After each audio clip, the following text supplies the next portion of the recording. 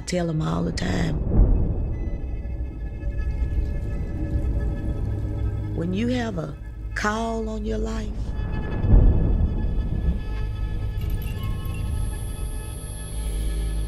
and when you a miracle, like Earl Thomas III is, you are chosen. I admire this guy as much as I admire any football player out there.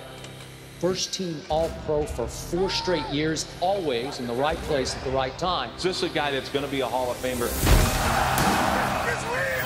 Earl Thomas. We finished! It's not this! This is what we do! Getlin short! The Seahawks are world champs and the first world championship in franchise history. They make a handoff to Edmonds. Rosen looking down the field, and his pass is going to be caught for the touchdown by Chad Williams. And on the other side, a shaken up Earl Thomas. Yeah, this is not good. This is what I learned when it comes to an organization. They'll love you one minute, and then they'll hate you another minute. 1 year left on his deal in Seattle, wanted a longer contract, had a standoff, didn't report, finally came in to play, but now the scenario that he did not want as a player has happened. He's probably likely done for the season with a fractured leg. Well, I know there's a guy that... The story begins with my mother. Earl and I got married in 1984, September 29th. Isn't it a coincidence? And little Earl number's 29. After 5 years, I found out that I was expecting. We were so excited. I went to the doctor, and the doctor told me that I had cancer and that I only had 6 months to live. What a blow. And they scheduled me to have a hysterectomy.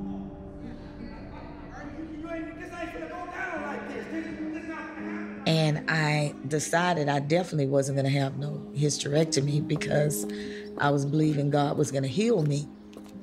Well, I wanna tell you, I went through a hard time. I couldn't eat.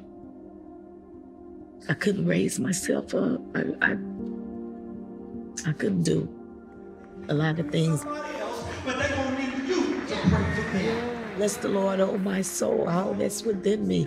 Bless his holy name. Bless the Lord, oh my soul. He forgiven all thy iniquities, and he healeth all thy diseases. I kept saying that. I went to Houston to the specialist. Have you ever just believed something so badly that you just know it's gonna be all right? When I went in there, the doctor told me it was there still. So I walked out of that room and I went in that bathroom, and my heart was really sad because I was really believing it. They scheduled me to have that hysterectomy May 13th. The same day that they scheduled me, they got my test results back. No residual malignancy. God had healed me of cancer. I give him glory. Because I never had to have the chemo. I never had to have radiation. A year later, Earl Thomas III. Then he was 4 months old, and I found out I was pregnant again. Seth Matthew Thomas. They are our miracle babies. Weeping may endure for the night, but joy cometh in the morning. And I didn't weep the many a nights, but joy cometh in the morning. Don't you know how proud I was? I'm proud, Pops. I'm sitting in there drinking my coffee, you know what I'm saying? Looking at both of my boys, big studs, good-looking boys, too. Little Hercules, you know what I'm saying? Man, I said, look at these boys. Man, don't you know that makes me so proud. It's just a blessing, man. But anyway, yeah. How you doing? This is Dr. Petrie. Earl. Dr. Janina. How you doing? You guys gonna get me right? Yep. All right. Put that in the bag. We gotta be here at 5:30. 5:30 in the morning? We at the address. in Irvine. Because the surgery just stay in the hospital. But you want to stay in the hospital tomorrow night, so then you do the So surgery. they're gonna cut the cast off tomorrow? They will tomorrow. All right. Yep. These you can take home. I mean, they said you're gonna be like 100% in 3 to 4 months. That's cool. I mean, that's that sounds great.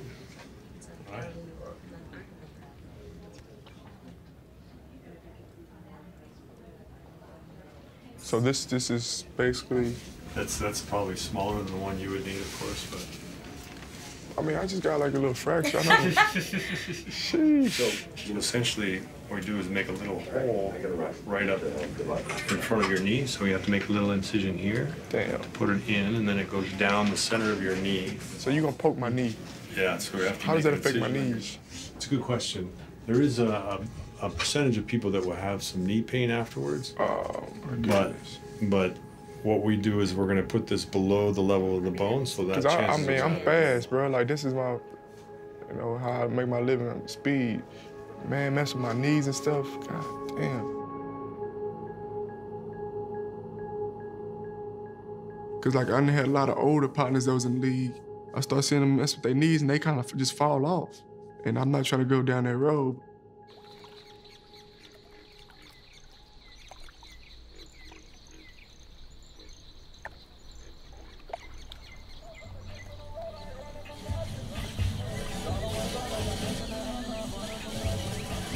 Growing up in Orange, man, like we from a small town, 17,000 people. We didn't have like a mall or it was just playing sports. From his mother's womb, I was more or less had a vision. So I would just do little silly things, you know, I thought was gonna do something. You know, I'd get him in the bed and lay him on his back, bend his legs forward, pump him real fast. I don't know, I guess they thought I was crazy. People did think he was crazy, and I'm like, what in the world is going on with my husband? I'm stretching those boys. Debbie, it's all right. I got this. Hey, what time is it, somebody?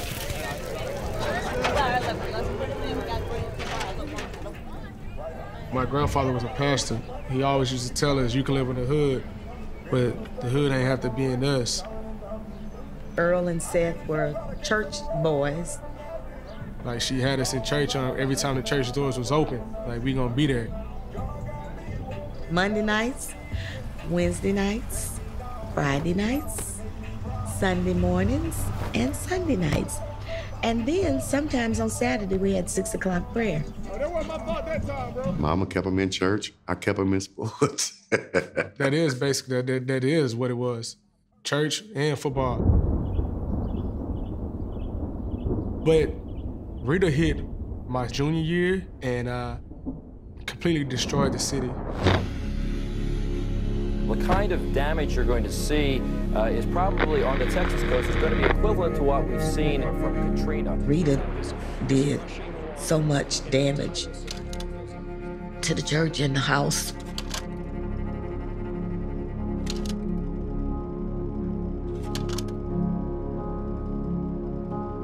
Just so many not knowing, Lord, have mercy.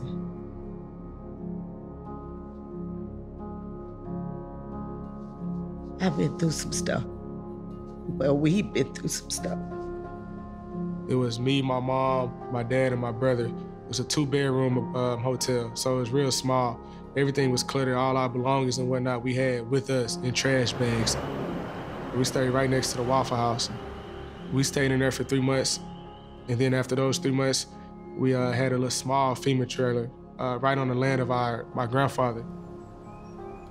Family, we gotta get through it. We always been taught that, we gonna bounce back. You have no choice but to. Weeping, endured for the night. But morning came again. Morning that came a lot of times.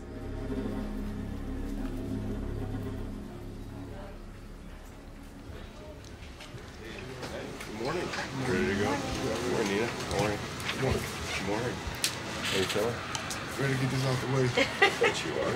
Rule in the hospital, I gotta put my initials on your leg. Even though it's pretty easy to figure out which ones. All right, any last second questions? These are at each one. I'll check with them and see if they need Just ready to get it. We have.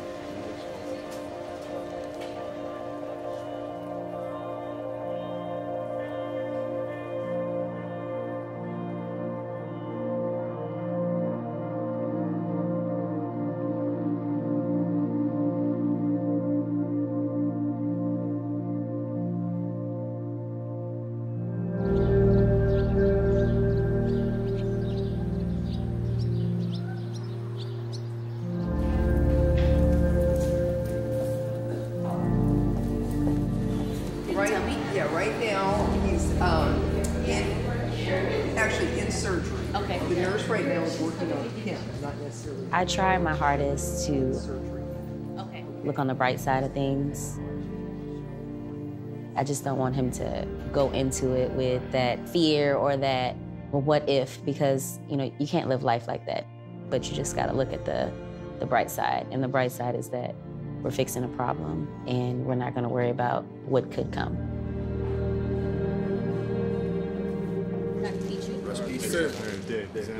So everything went really well.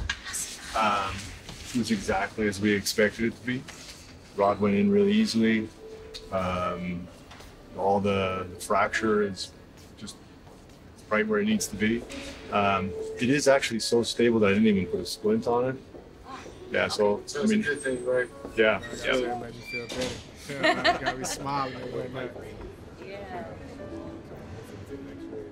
Rita hit us pretty hard, and like just the whole community having to come together and just try to overcome that.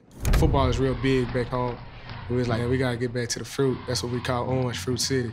So we was real excited to get back to home to play football, and it kind of brought the city back together. My dad moved me across town to Little Cypress. I was on varsity my freshman year. I was like 14 years old, real small kid, but I was playing running back and having some success. And I was able to believe in myself because I was like, hey, this is not as hard as I think. Coach Keena was our DB coach at UT, came, and I put on a great show. Before you know it, I had got my offer. But I just watched on the sideline. Not playing that first year, it was a different year for me. I struggled in the class. I kind of got into a little trouble off the field. I got suspended a couple of games. Coach Muschamp came in. Remember, he called me a walking fuck up, just because I wasn't on the right track. But at the same time, when he told me that, I said, he got the wrong person. He don't really know who he dealing with. I'm about to show these people who I am.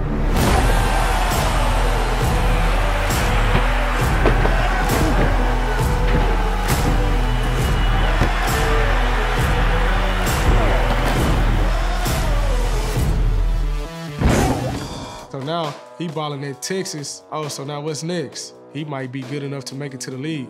Game after game, I'm just killing it. Having fun, just enjoying it. Before you know it, the opportunity just came, and I took it. With the 14th pick in the 2010 NFL Draft, the Seattle Seahawks select. I decided to stay home in Orange because I know it's gonna be history. I want to just leave my mark. Having it at my church. I'm not going out like this. Where my grandfather built it, inviting the whole city out just to enjoy this thing with me.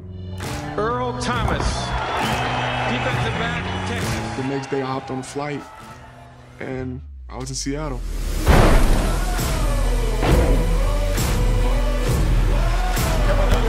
I made Pro Bowls. I made all pros. I won a Super Bowl.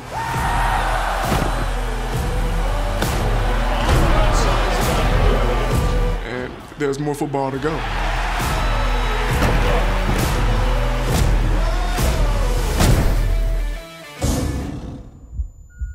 You're in the recovery room. Do you have any pain? Good. Surgery's over. Yeah, you're done. You're in the recovery room. You did great. Everything went really well. I'm just going to put a little oxygen in your nose, okay? And we'll get rid of that mask. I have more pain medicine for you. Okay, Earl.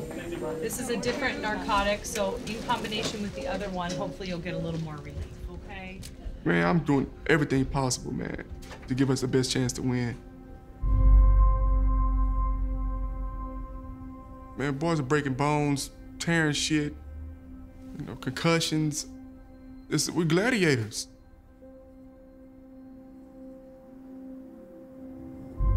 What snaps you out of there and kind of wakes you up is the business side of things.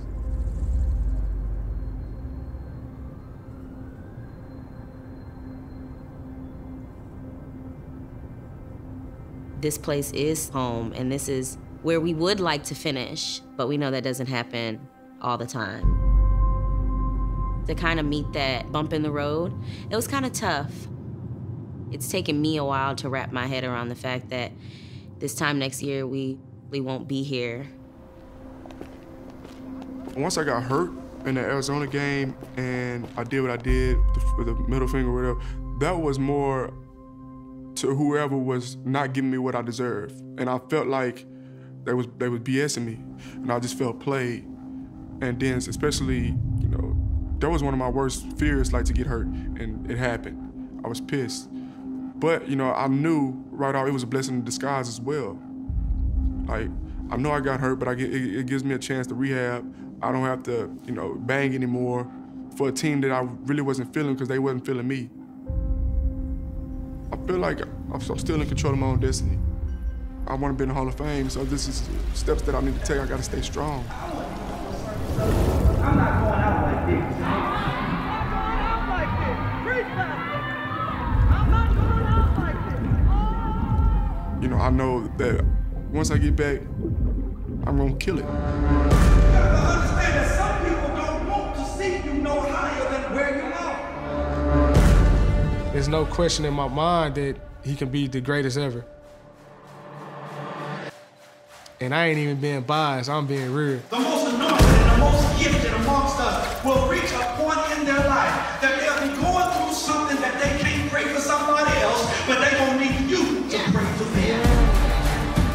His focus, his goal, that prize, I got to do this here. I gotta make my life better, and I gotta make my family life better. I'm not going out like this.